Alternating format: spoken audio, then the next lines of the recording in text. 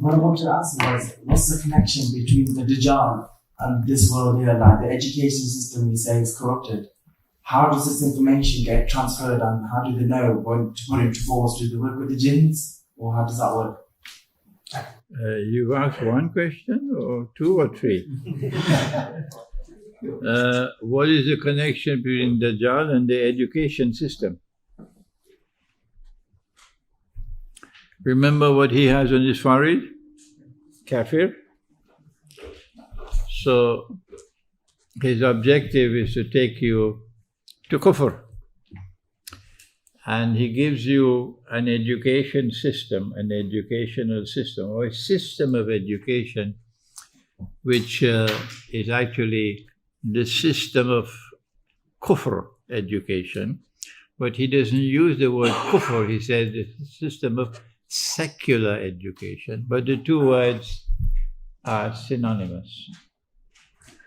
If you choose to be secular in your process of education, or to embrace secular politics or secular economics, the definition of secular is to take Allah, take the truth and put it outside the classroom. That is secular. Take the truth which has come from Allah and put it outside the classroom. And we must now pursue knowledge without any connection at all with the truth which has come from Allah. That is secular. So obviously, the secularized educational system would be devoted to only the left eye. The left eye.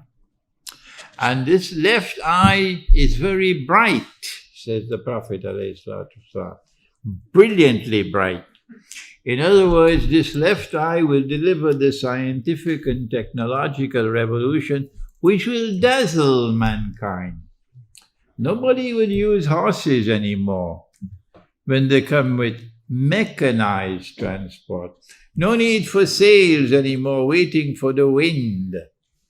But now we have the steam engine. And the discovery was steam was in an island called Britain. You know Britain? Yes, steam. The steam engine started here. Okay? And then the combustion engine. Yeah?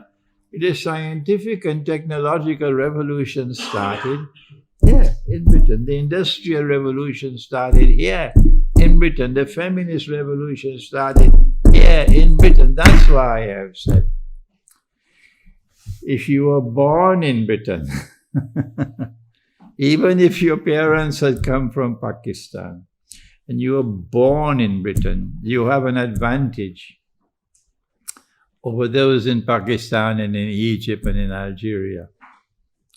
Why don't you use the advantage that you have? Even if you had a Darul Uloom education, never mind. The Darul Uloom does do some good. For example, you can memorize the Quran in the Darul Uloom. That's beneficial. But having said that, you must be able to now use your experience, your rich experience of having gone to university in Britain, having studied the British history, having studied the Industrial Revolution. If you are living in Britain and you know nothing about the Industrial Revolution, my gosh, buy a one-way ticket to the moon. You're living in the Britain and you've not studied the scientific and technological revolution which started here. What are you doing in Britain? Instead, you pick up your boxing gloves and you're engaging in this boxing match. They were Bandi Barel people. Leave them, leave them, leave them. They're not going anywhere. They're not going anywhere with that boxing match, but you're going to go somewhere. You're going to go somewhere. If you will now follow this methodology, that one leads to kufr. The reason why I was so active in the classroom was because I came into their classroom in their best universities with the Quran in my heart. That was what made the difference, okay? So the educational system here is meant to produce people who have knowledge from only one eye, external knowledge, and who are internally blind. We can go beyond this. We can talk about the political system. We could talk about how the Khilafat movement in India was struggling to be faithful to the truth. And the All India Muslim League had only a passing acquaintance with the truth. And it was such a tragedy that it was the All India Muslim League which brought Pakistan into being rather than the Khilafat movement. It was a tragedy that Mohandas Karamchand Gandhi was assassinated by the same people who are now ruling India. Because if he had lived and if the Khilafat movement had survived, the British would not have succeeded in doing what they did. Okay? If we go with the Quran to the world of economics and to monetary economics, you could advise the government of Pakistan, as I did yesterday perhaps, when you have debts, as so many parts of the world now have debts that you cannot repay, you have a PhD in stupidity to keep on paying the interest, borrowing money to pay the interest. I mean, you have a PhD in stupidity. What do you do when you have debts that you cannot possibly repay? You can't apply for bankruptcy because Trump would not agree. What you do is a unilateral renunciation of obligation to pay the interest. Meaning, we're not going to pay any interest anymore. We're deciding this, not you. Do what you want. We're not going to pay any more interest. Why? The moral law is the highest law, and this is oppression. Number two, Allah says in the Quran that when the moneylender forgoes the interest, he is entitled to the return of the principal sum. فَلَكُمْ رُؤُوسُ أَمْوَالِكُمْ. That's in the Quran. So we accept that we have to repay you the capital sum borrowed. But we will repay you on the basis of our capacity to repay. And the more you attack us, the less our capacity to repay. Why? Because human rights supersede economic rights. Our people need food. Our people are enslaved. This is the strategy. They won't listen to me now. 20 years from now, they'll remember what I'm saying, if they follow the foolish policies that they're following now. Oxford education does not provide you with this kind of guidance. You have to have a backup currency, because from the time you refuse to pay the interest, they'll attack the rupee, and your rupee will be tomorrow like the Venezuelan bolivar and the Zimbabwe dollar. It'll be runaway inflation. So what's the backup? The answer? Gold dinar and silver dirham must become legal tender. And you cannot strike the gold dinar and silver dirham with inflation. Next question. Is the Dajjal imprisoned on earth?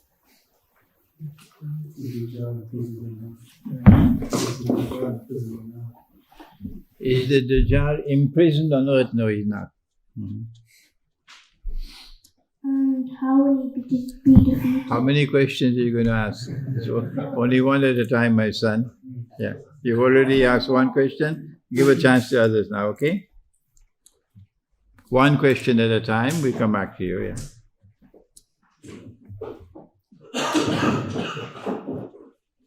Bismillahirrahmanirrahim. Wassalatu wassalamu ala al-mursaleen. I just want to say that when Allah is talking in the Quran and you hear that Isa alayhi salam mentions Muhammad alayhi salatu wassalam as Ahmad. Now, you have to think, why does that happen? If something like that happens, there's a big change in your name for a person that's very important to the end times.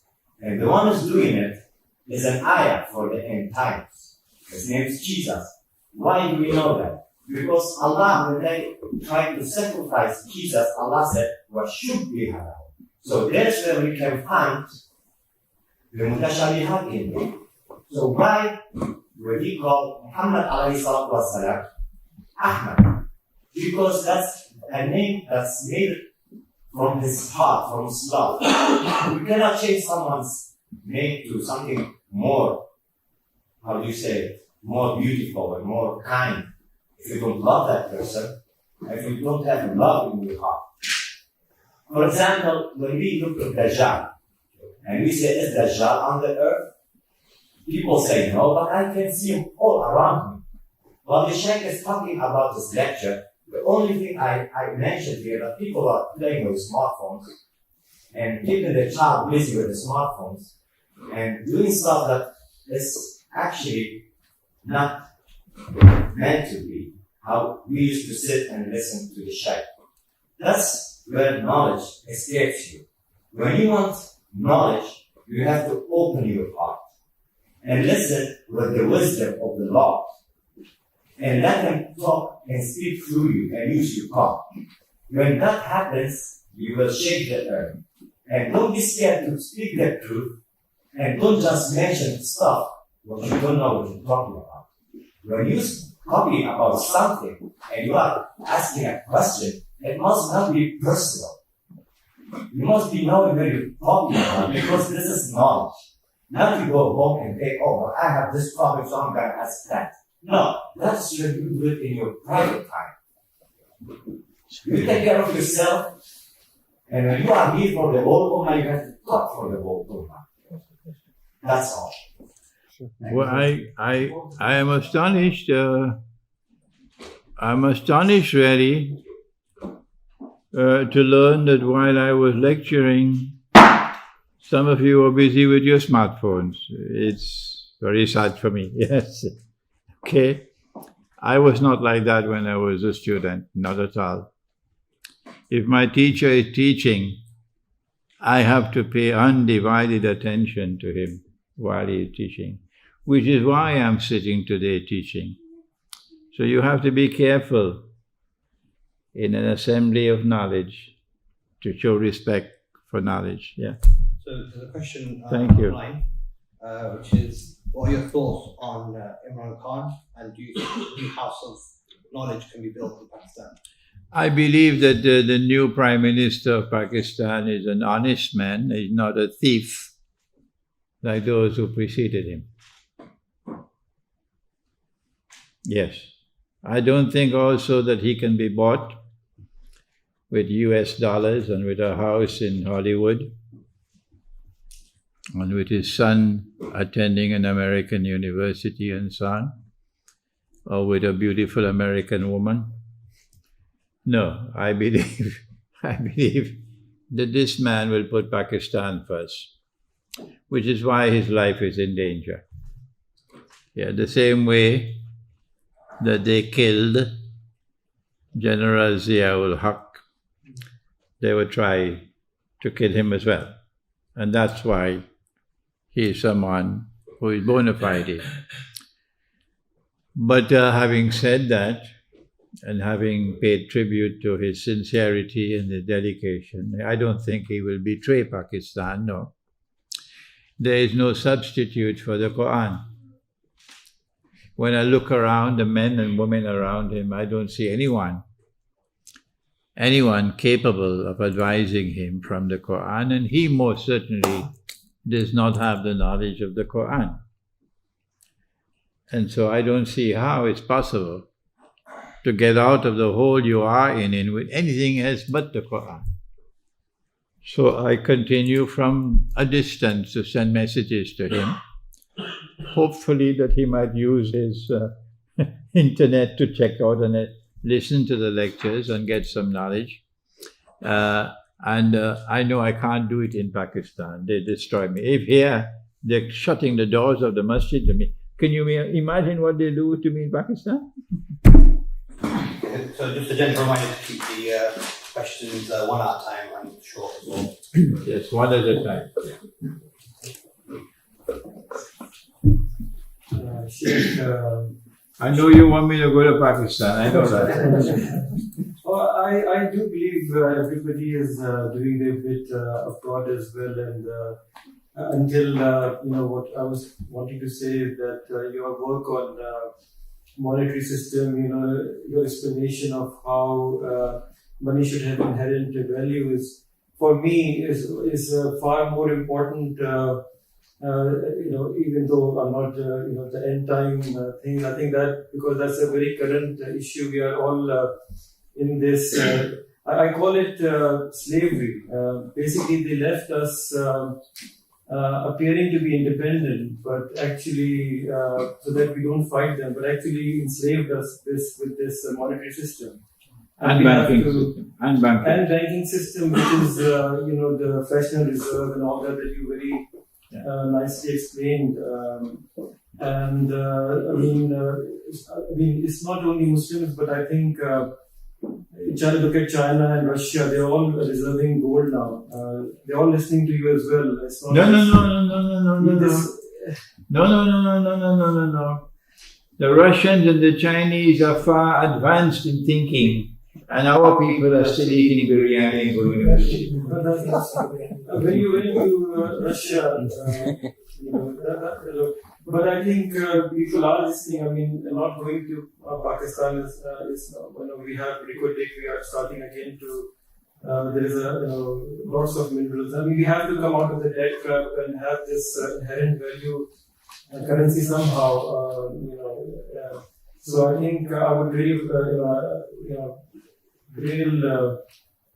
kudos to you. You really did a wonderful work on this and open our eyes to the slavery that we are in actually. So I think that's just a comment, not a question. I'll continue, inshallah, working. I'm 80 years of age now, by the moon and not by the sun.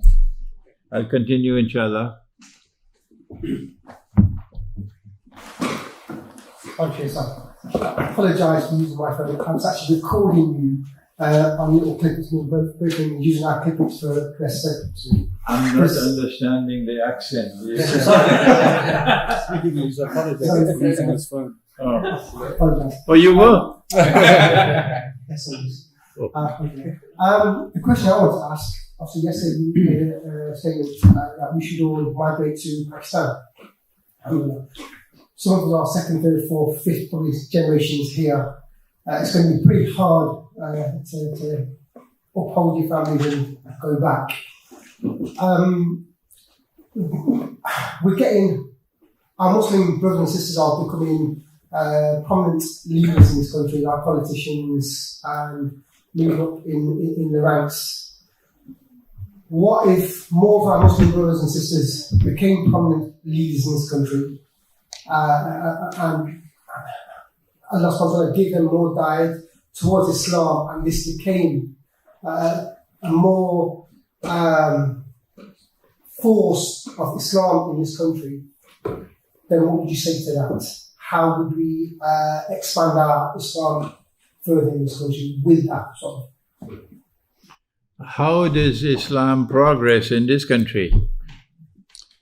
How do we raise the profile of Islam in this country? Is that the question? Yeah. You cannot raise the profile of Islam by betraying the truth. You cannot deliver a version of Islam that is a cosmetic version, that would appeal to the sensitivities of the British people. A cosmetic version of Islam, a sanitized version of Islam, that they could sit down for having and breakfast with that kind of Islam. That kind of Islam, they'll invite you to the White House for the Eid dinner. Yeah. The only Islam that you can seek to raise the profile in this country is that Islam which has zero tolerance for oppression. And that is the same for authentic Judaism and authentic Christianity, and I remind the Hindu, authentic Hinduism as well. Zero tolerance for oppression. How can I be an advisor to them, without calling any names, to advise them on human rights, when they are the greatest oppressors that mankind has ever witnessed in human history? Instead of advising them, I must do what Imam al-Khomeini did, rahimahullah, and point to them in their face and say, this is Shaitan al-Kabir. Now that is a courageous man. To point your finger straight in the face of the oppressor and declare to him, you are an oppressor, that is the sunnah of Nabi Muhammad alayhi salatu wasalam. This ummah has been given a mission to perform. And these schoolboys who take tickets to go and visit Israel and betray the truth have to be told that this ummah has a mission to perform, in Britain as well as elsewhere. And that mission is Amar bil Ma'ruf wa Nahi anil Munkar. That if it is the truth, if it is right, stand up for it, regardless of the price you have to pay. And if it is wrong, if it is unjust, if it's a mountain of a lie, if it is oppression, stand up against it, regardless of the price you have to pay. That is the Islam that we want to see in this country. But do you think those who are the management committees of all your masajid in this country today, do you think they have even 2 peanuts worth of consideration for the ummah and the mission of the ummah? And those imams who have to sing for their supper, you think they have the courage to stand up for the truth? No. So you have to look elsewhere than the masjid. You have to look elsewhere for those who raise the profile of Islam in this country courageously, but yet, in the way of Malcolm X, eloquently. Courageously, but so eloquently. That was Malcolm. Okay, so we've got 1, 2, and 3. Okay.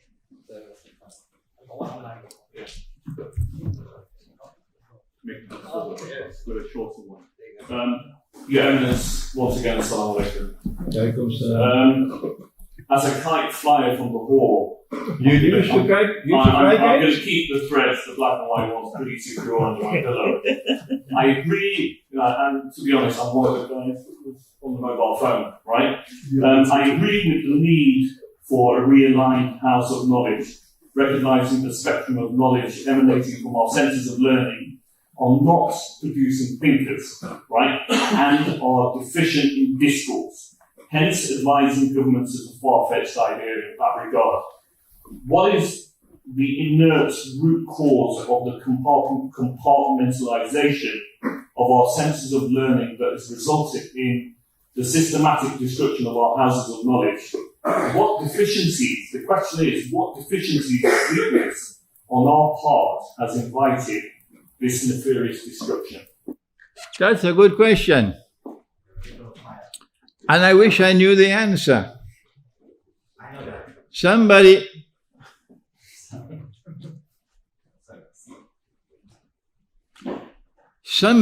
could probably do the research, but I think Iqbal had his finger on the button when Iqbal said that this ummah stopped thinking 500 years ago, because the problem that we now face was already there with him. Or if Iqbal had been the product of a Darul Uloom, he'd never been an Iqbal. Okay? My teacher of blessed memory, Maulana Dr. Muhammad Fadlur Rahman Ansari, he did not go to a Darul Uloom. No. And I am not the product of a traditional Darul Uloom. No. Somewhere along the line in history, somebody took us for a ride, because our institutions of Islamic learning were producing those who were extending the frontiers of knowledge. in so many different disciplines in our golden age. And so someone came along and took us for a ride and dismantled the house of learning and replaced it with this clumsy replacement. I don't know who did it. It could have been Dajjal. I don't know who did it. But I'm not too interested in finding out who did it or when it happened. I'm more interested in recognizing today that I cannot change that model. I'm not going to waste my time trying to change that model. But I am not ill-speaking them. I'm saying that they are sincere and they are dedicated people amongst them. And they do a good job when they train people to become hafiz of the Quran and so on. But that house of knowledge is not delivering the thinkers that we need if we are to one day once again reclaim leadership in the world of knowledge. We have to build a new house of knowledge. And I'm saying to you that this is where we start, with the Quran. 2 nights from now in Leicester, please come to Leicester. We will deal with the Quran and the moon. Methodology for the recitation of the Quran. Please bring your children. And in Leicester, I may be able to do what I could not do tonight. I took only 2 stars tonight. One in Surah to Sad and the other in Surah to Sabah, and connected them for you. But in Leicester, I hope I get a chance to do more than that. To connect about 10 or 15 different stars for you. That's going to be a lovely pattern on the Christian in the Quran. Okay, so there's one online and then I'm going to go straight to you. So as a student of philosophy, I often come across the problem of physical and metaphysical. The problem of? Physical and metaphysical. Physical and metaphysical, yeah? I find a constant conflict between science and religion. Religion must stand in judgment of a reason, yet many are using the rationality of science to disprove religion. How can we as Muslims find the balance and the right methodology to bring harmony to both scientific, worldly and religious spiritual knowledge? The scientific method, if I am incorrect, kindly correct me. The scientific method is that scientific knowledge is derived from external observation and experimentation and rational inquiry. If I'm incorrect, kindly correct me. But when the scientific method goes beyond that, to say that this is the only valid knowledge, and if knowledge is not derived this way, it does not qualify as knowledge, we challenge that. And Dr. Muhammad Iqbal did precisely that. He challenged this arrogant declaration in the first 2 chapters of his book, The Reconstruction of Religious Thought in Islam. So I advise you to read these 2 chapters, but pass by the pharmacy and buy a bottle of Tylenol tablets first. Because Iqbal is not easy. Iqbal is not easy. I was a master's degree student in philosophy, and I read those 2 chapters, I don't know, 20 times. And I never understood him until I studied Surah Al-Kahf of the Quran. Only then I was able to understand those 2 chapters of Iqbal's book. Yeah. You already had a question. No, he's in charge, not me. He's in charge, not me. Assalamu alaikum. My question stems from yesterday's lecture, where you advised that we should get ready to move. My issue with this is that by 2030, the UN agenda is that every school across the whole world will be teaching a form of LGBT and a lot of other rubbish. So we move to another country. By 2030, every school in the world will be teaching that our children will be forced to go to schools because homeschooling will eventually stop. So where do we go to? Okay. Keeping in mind that we're living in an ever secularized world, and the governments and regimes across the world are becoming more and more secularized, including the Muslim countries. Okay. The answer to your question from the Quran, is that there are two forces in the world which will resist them in the process of globalization of a godless society, the globalization of a decadent society, the globalization of oppressor who oppresses the rest of the world. There are two forces in the world which will resist them. One is the Ummah of Nabi Isa alayhi salam, that is the Christian world. But I didn't have the time today to take you to the Quran, which separates the Christian world into two. One part which is Monkey Town, and the other part which will resist them. That part which is resisting them has already declared, Russia has already declared, never in 1,000 years, not in Russia. A man can never marry another man in Russia and get a marriage certificate, never in 1,000 years. So Russia and the Orthodox Christian world will not bend their knees to these oppressors. And there is a part of the world of Islam which will not take tickets to go fly to Israel and make friendship with Israel on behalf of the British government. There is a part of the world of Islam which will remain faithful to the truth and will not bend its knee. And there are in this country, yes, alhamdulillah, young people in this country who are not fools and not traitors and will not bend their knee.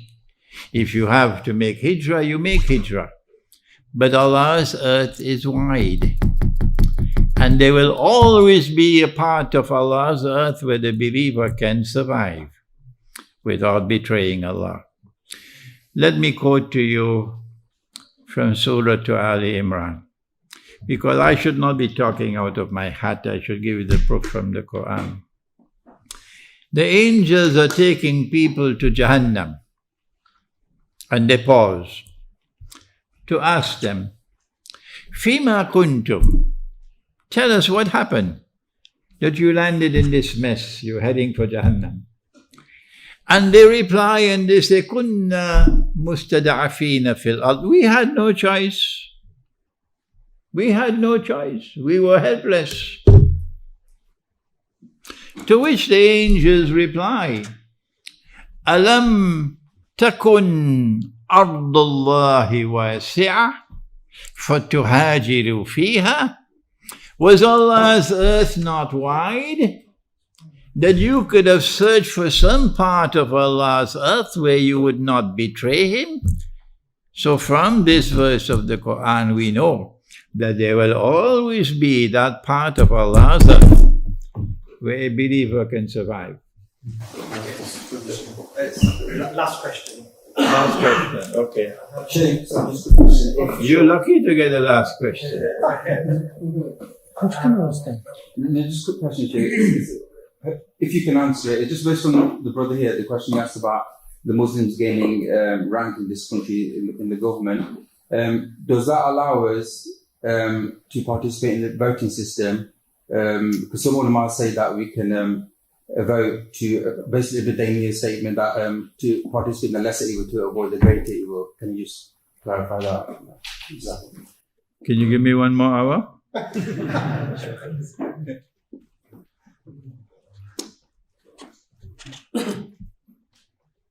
We are being tested in Akhirul Zaman. This is the age of test and trials. And those who have eyes and yet cannot see are going down the river of no return into the hellfire. This is the price you pay for being blind in this world.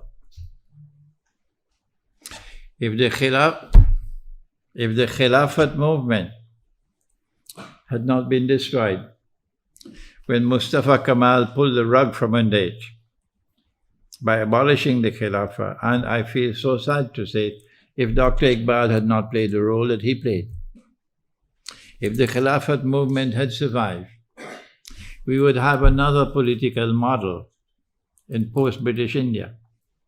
And if Gandhi had not been assassinated, the Hindus would have had another political model than the Republic of India.